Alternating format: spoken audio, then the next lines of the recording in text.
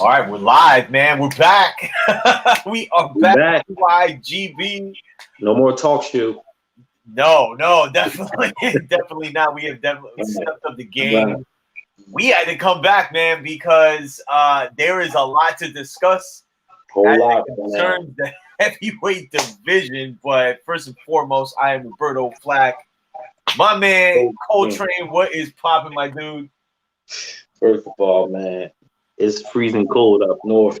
We got teased with some little warm weather, and now it's back in the 30s up this joint. We about to Crazy, get the bro. cold front down here in a minute. Yeah, I heard my man was in Disney like a couple weeks ago. He said it was a little chilly down there. Yeah, bro. So it's Boxing is back. boxing is back, and there's a lot to discuss, man. I mean, listen, Bro. let's not beat around the bush, man. Obviously, this is our first show of 2020, brand new decade. So welcome us.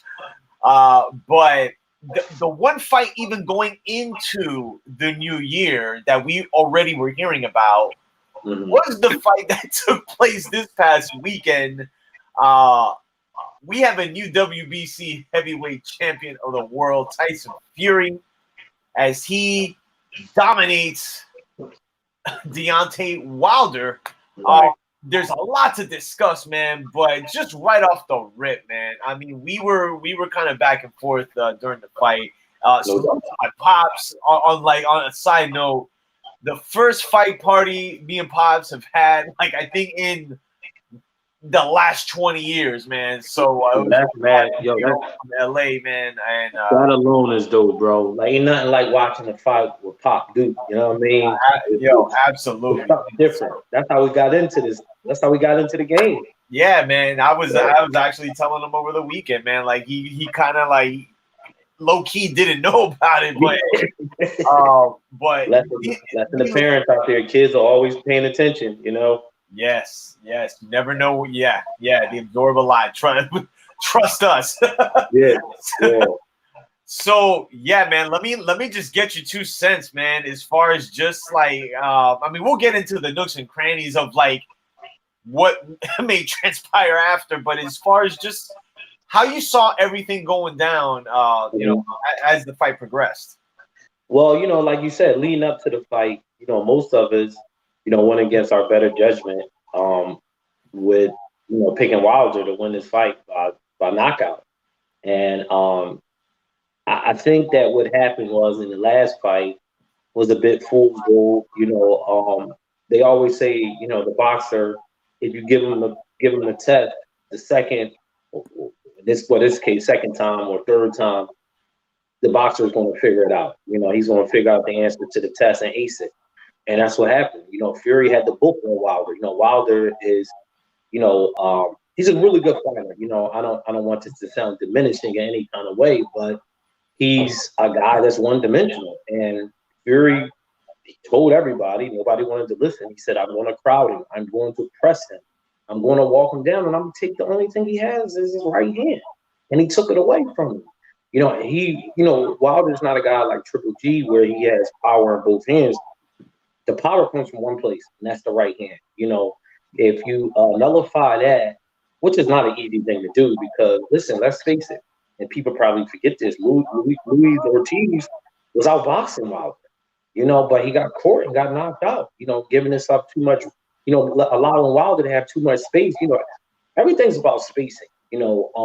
Wilder not being able to have that space to cock that right hand, and Fury pressing, putting on the extra 30 pounds or what have you, leaning on him, pressing him. I saw a little Andre Ward, a little Bernard Hopkins, a little James Toney. I saw wrinkles of a lot of different dudes fight games that know how to make a fight ugly, basically. And this is all boxing. This is all skills to do this. And when he crowded Fury and took his right hand away, he was putting his head in his chest, he was leaning on him. And you saw Wilder like huffing and puffing really early in the fight. He got clipped. What was the third round that Fury dropped him? And it was a good shot, beautiful shot. But I think you factor that in with, it was a lot of wear and tear early on in the fight, so it was just like the perfect storm. I know people were saying that Or, Wilder conditioning was bad for the fight. So I look at that a little. I look at that a little differently from most. I looked at it as if the other guy brought the fatigue out of Wilder, and you got a 300 something pound man leaning. Just think of an elephant leaning on you. And I mean it as a term of endearment. Right, Say right. that. What I mean? He's leaning on him. He's draining him, and it just turned it into a whole different kind of fight. Fury boxed the first fight. He realized that if I box this guy and give him space, I'm probably gonna get knocked out. He did. Let me rephrase that again because I don't want people to get misconstrued. What I'm saying, he boxed in this fight too, but it was within like what I call 6 inches of space, and he boxed him in this booth in this little box. And Wilder don't know how to fight inside. It's not a knock. It is what it is. That's just a thing he don't do well. He don't box inside well, so you factor all those different things in, and we'll get into all the stuff about the trainer and the costume gate and all that. But listen, man, at the end of the day, man, and I've made a video earlier. This, Roberto. To all American fighters out there, the decode what Fury was saying. He was like, "Yo, I came to Crunk Gym. Wink, wink. Y'all got all this stuff over here. Y'all don't utilize it properly. So I'm going to take advantage of it. I'm from across the pond. I'm going to come here and learn my craft and perfect it." And he said, like, I only used this style for a year. Now, granted, you have to have some boxing ability to do the things that he did, but he paid homage to Crunk Gym, which is a national boxing treasure. Roberto, how many fighters here pay homage to Crunk Gym? You don't never hear nobody talk about it. And, it's still a lot of boxing heads, obviously. Case in point, Tony Harrison. Just recently this weekend with Tyson Fury. But he said he came to America basically to get better and get slicker. And the rest is history, man. Yeah, man. I mean, I think it's just kind of like you spoke about earlier. We kind of went against the grain here because, we at GYGB will always, almost always pick the boxer over the puncher. And it's one of those situations, man, where we were just looking at Deontay Wilder as this knockout artist. And the irony is that we were like several fights removed from him losing like the majority of the rounds, whether it's the Luis Ortiz rematch, the first Tyson Fury fight, and then even with the Brazil fight, it ended in one round, so there's really nothing to gauge there. So going in, it's expected that he's going to lose these rounds and that he's just going to land the shot. But Tyson Fury, like to your point, coming in 275, I don't think that helped Deontay Wilder. He gained weight too. I don't know if that helped him. And just a lot of the deficiencies that he had from the beginning anyway just showed up in the fight. He goes back in a straight line, no head movement. And Tyson Fury, he knew that. Excuse me. And right from the beginning, man, he's showing the feints, throwing the jab. And there was a right hand that followed like early. And you could see it bothered, it bothered Deontay Wilder, man. And look, let me say this, man. Deontay Wilder, even in the Bermane Tavern fight, the first fight, he got hurt in that fight. So it's not as if like we have seen, we've never seen Wilder hurt. Right. I think what really shocked people was, I mean, there were right hands that Wilder did land that really had no effect on Tyson Fury. Again, a 270-pound man who, again, was rolling a lot of these punches. So I think there were a lot of this is also, we'll get again into like excuse gate, as we will call too, as it concerns maybe the mental state of Deontay Wilder as this fight progressed, knowing that it was going to be incredibly difficult for him to get that right hand off, because from what I saw early, Tyson Fury nullified that right hand and figured out it wasn't going to be present at any point in this fight, and it wasn't. He smothered Deontay Wilder, and to your point, Train, Wilder's never had an inside game, and there's just little subtle things that Fury did like through the course of the fight that where he was just landing these little body shots, just smothering him, clinching him. And people got to realize, like, that tires a fighter out. You know, Right. when you're Right. doing that, it really plays on the, you know, a fighter's, you know, stamina. And you start to look at Deontay Wilder's legs, and you wonder. It's like, you know, we talk about, you know, what we were thinking was a ruptured ear was really a cut in his ear. I think the issue with his legs really had to do with the fact that Tyson Fury, man, was just like really applying a lot of pressure in the sense of making Deontay Wilder try to think and try to throw that right hand, but at the same time clinching and putting him on the ropes, getting his own shots in.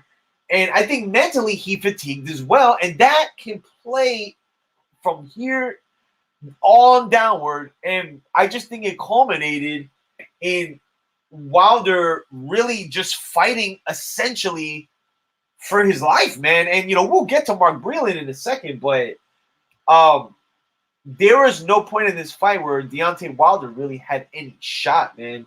And there were even points where some of those right hands landed, and it was like, what, you know, without the type of force that we had seen prior, but that could add to the fatigue of it all. But we saw Deontay Wilder again, not only dominated but beat up, man.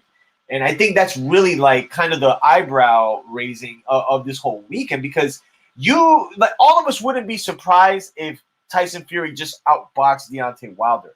But the fact that he stopped Deontay Wilder and essentially beat him up, I think is really the big, you know, the big storyline here, man. And you know, we'll get into you know, as far as what's going to transpire after. But I mean, I'll throw it to you, man. The obvious talk, and nothing. And again, like let's just say nothing has been made official as it concerns Mark Breland and Team Deontay Wilder, and whether or not he's going to continue with them. But I just want to get your take, Train, as far as just what's come after as it concerns, you know, Mark Breland, you know, essentially throwing in the towel, you know, Deontay Wilder not, you know, wanting to continue on. I think some people in his corner didn't want him to throw in the towel, but what's your take on that whole situation?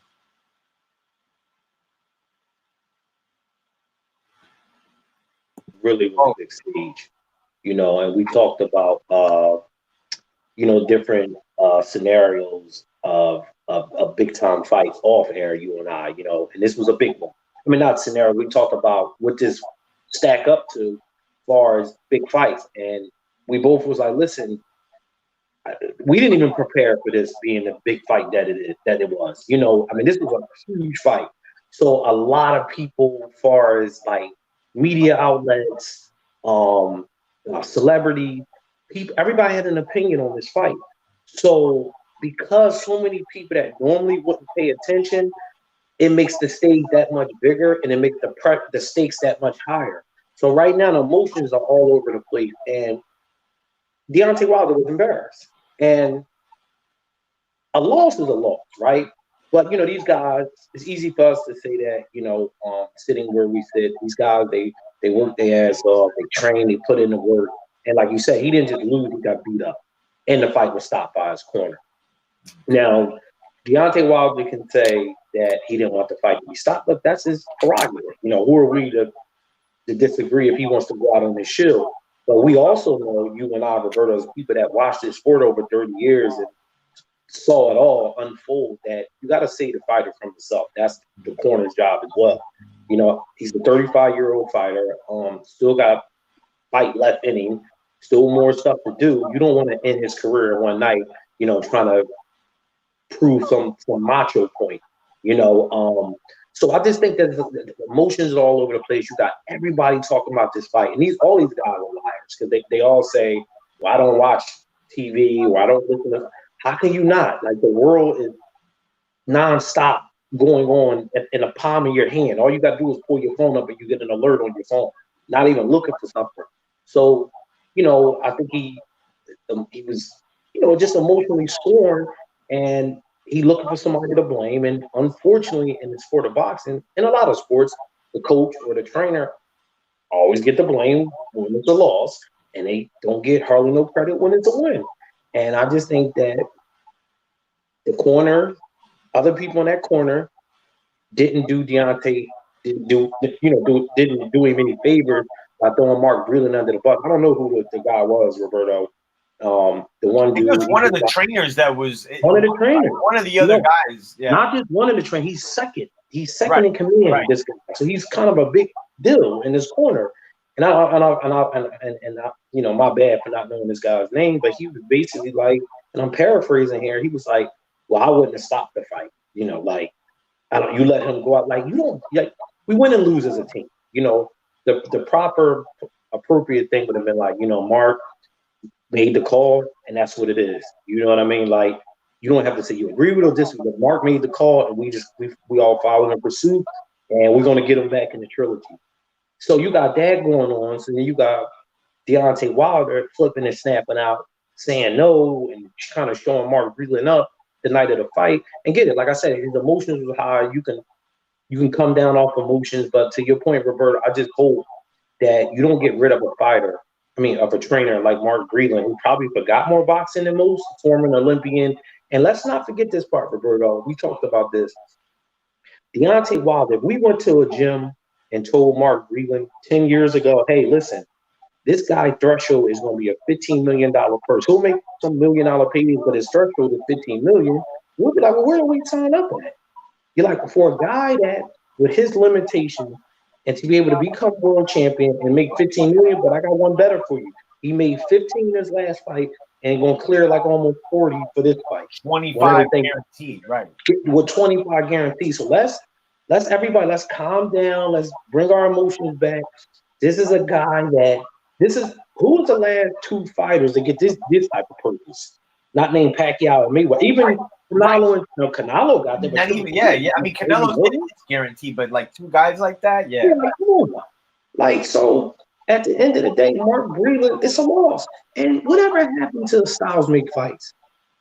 Like that does that not exist no more? You lose. Everybody got a guy that just got their number. Mark has that Pacquiao number. They gonna fire Freddie Roach? Come on, this is crazy.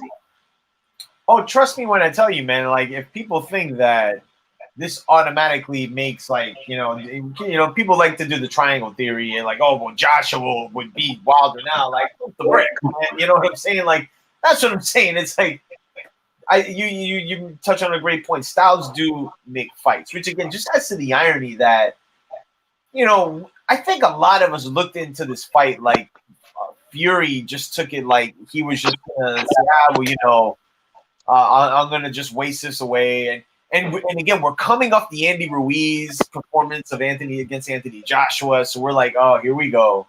But truth be told, man, Deontay Wilder, is going to exercise his rematch clause, and I'll get into Excuseville, and you touch on some things, but I just think the way Deontay Wilder is handling this loss, man, is it's just Roberto, very unlike the guy that you saw in these interviews, really like being this stand-up guy and coming from rock bottom and you look at it, the way Anthony Joshua handled his loss, and I was a bit, I have my opinions on that too, but at the very least, man, he didn't say much, and none of us really knew, even going into the Andy Ruiz fight, the rematch, what Anthony Joshua we were gonna have, but we're hearing everything from his costume that apparently weighed like 40 pounds. And he was talking about a blow to the back of the head. He was saying he had some injuries. And it's just, listen, in boxing, man, I will tell you, and a lot of you that have been following boxing for years know that these fighters never go in 100%. There's ailments that these guys have for years. Floyd's had hand issues like since before he became Money May. A lot of these guys have elbow spurts, and it is what it is. But I just think Wilder was a guy that unfortunately, or at least it seems, had a lot of guys around him parading, and I do not think they were prepared for what happened Saturday night. And that's not a shot to Mark Breland at all. Mark Breland, again, to Train's point, again, one of the most decorated amateurs the United States ever produced, Olympian, gold medalist, former world champion. But I just think with Deontay Wilder, again, at 34 years old, what you see is what you get. And I personally, getting a new trainer at this point, we're very big on, like, you know, if you want to be like a trainer, you know, switching trainers and things as such, man, like it can work. It can work, but very seldom does it become like really that big of a game changer. This late in the game, you know. Again, Wilder's 34 years old. He's not like 25, 26, or even somebody like this kid Ryan Garcia, who, again, I'm gonna just say a kid who got with Canelo's team and Eddie Reynoso, and you're starting to see a little like a progression for a young kid, not at 34, and they're gonna do the rematch apparently, and Fury, of course, he's gonna do it. Like, why wouldn't he? And I just don't know what the ceiling looks like for Deontay Wilder, man. I mean, like, what? How do you see a third fight going? You know, if it happens this fall. I think it'll be probably even worse. I think that, like I said when we opened the show, like he got all the answers to the test. You know, he's the more calculated fighter. You know, Wilder. And again, this is a knock to him. You know, you look at a guy like Trinidad, who was a great fighter, Hall of Fame, all that. But if you fight Bernard Hopkins 2 and 3 times, the same results is going to happen. Winky Wright, same thing. I even go through one recent, Jared Hurd and Julian Williams, where people think because Julian lost that he would lose to Jared Hurd. And I'm like, Julian's style is all wrong for Jared Hurd. For Hurd, right. Kind of similar crowding him, you know, fighting him inside, which Hurd seemed to couldn't adjust and do well with.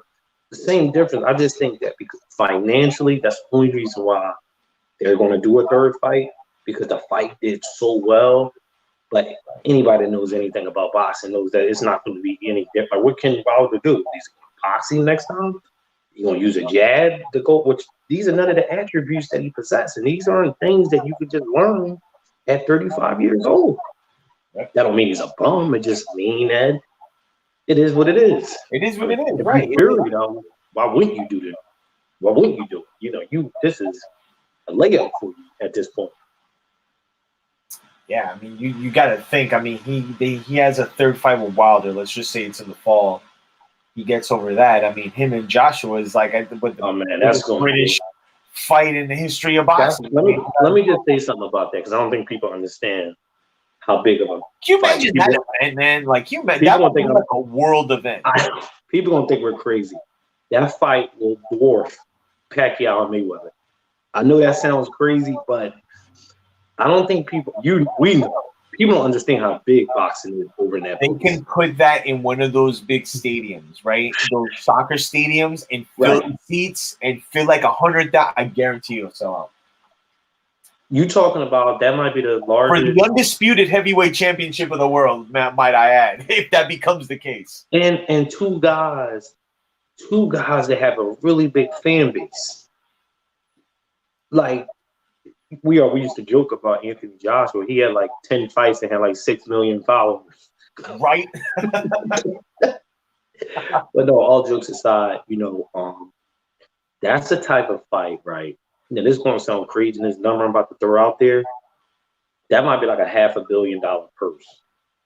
Something crazy. If they got 30 apiece, those two, for that fight, which they did a good job promoting it, but nobody saw it being the event that it turned into. I mean, this thing was like, you couldn't find nowhere on TV they wasn't talking about this fight. Now you're talking about that to like the 130th power between Joshua and Fury. Like you said, we don't even have a place in America they could host it in, because most of our venues only sit like what?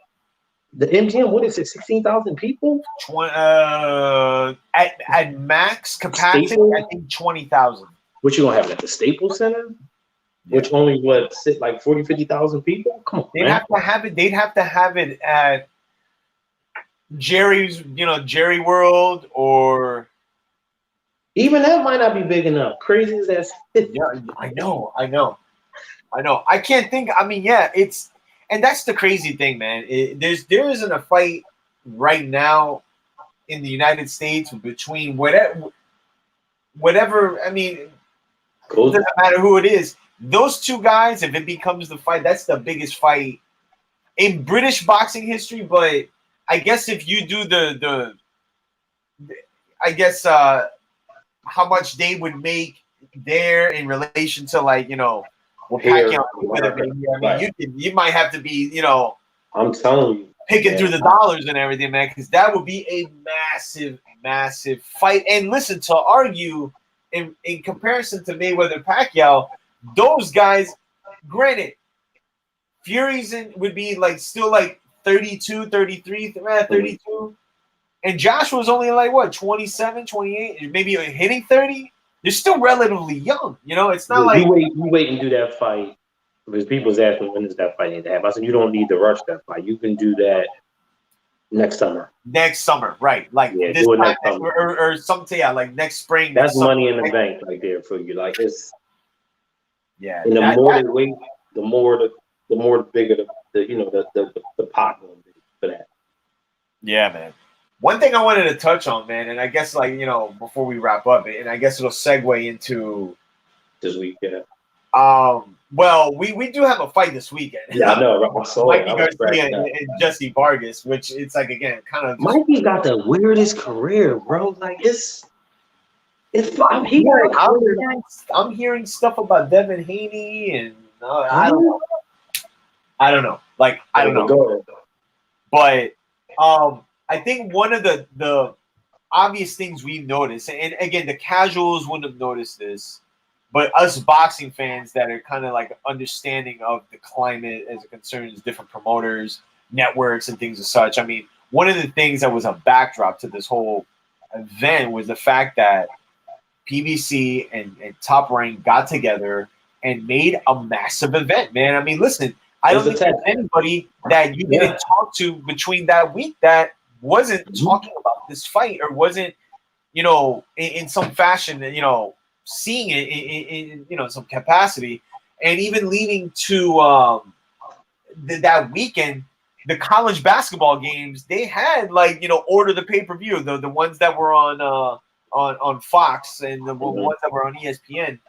So I think what the good that came out of this is that I think this event did very well. I want to see what the pay-per-view numbers are, but I think the business is open now for Top Rank and ESPN and Fox and the PBC and everybody involved, because we all said, man, when there's money to be made, everybody breaks bread. And listen, as we're getting on the air, man, we'll wrap up with this. Boxing is a very you get thrown curveballs sometimes, man. And as we were getting on, man, some news is surfacing, and again, don't quote us. This could be all hearsay. You're listening, man. Yeah. Errol Spence, we know, all of us know what happened. It's obviously a blessing to see that the guy is walking and everything's good for the most part. But I can't help but see that in these interviews during this weekend, man, I don't think everything is 100% yet. Okay, and we want to see Crawford and Spence. Right. I just don't think that's in the cards right now. But there are rumblings. Okay, Terrence Crawford has needed a fight. Okay, no doubt about it. There has been talks now, apparently, that a Manny Pacquiao Terrence Crawford fight may take place. I don't know. That's just things we're hearing. But it comes back to this weekend. It's pretty clear that ESPN and Fox have no problems working with each other. Matter of fact, much of the coverage that was done over the weekend and even prior, the lead-ups had a lot of ESPN and Fox people working together. Even Max Kellerman was on the Fox show with this guy Marcellus Wallace. Right. I was going to say, even leading up to the fight, they did a great job at Crawl's commentary. Yeah, which is, these shows are massive shows. Max, whether you like them or you don't, these are the sports nuts. Good Morning of America type shows in the sports world. Like, they drive the needle. The first takes, the show with Skip Bayless and my man Sharp. These shows are huge. They're massive. All week they were talking about even now they had guys like Berto coming on the show to give commentary. I can't recall the last time I saw something like this where you got some massive coverage. So this is the perfect segue to your point to do a Pacquiao Crawford or a Crawford Spence if Spence got all his faculties in order, so it is what it is. So, yeah, I mean, listen, a Manny Pacquiao Terrence Crawford fight with ESPN and Fox and the PBC and Top Rank co-promoting it. I mean, it's two stories because it's like I really wonder what's going on with Errol Spence because nobody's talking about it. He's not. That's how you know it's not. Yeah.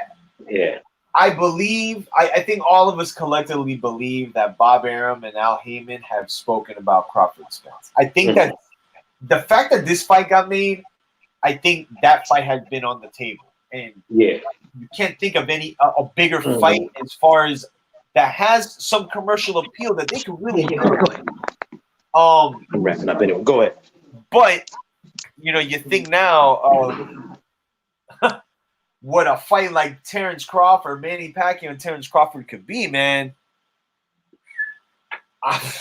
That is a fight that, number one, we would never expect, but does it get made? How do they work that out, man? That's a lot of money to dish out, but you got to think Fox and ESPN would be all over that, man. So, did I lose you, Train?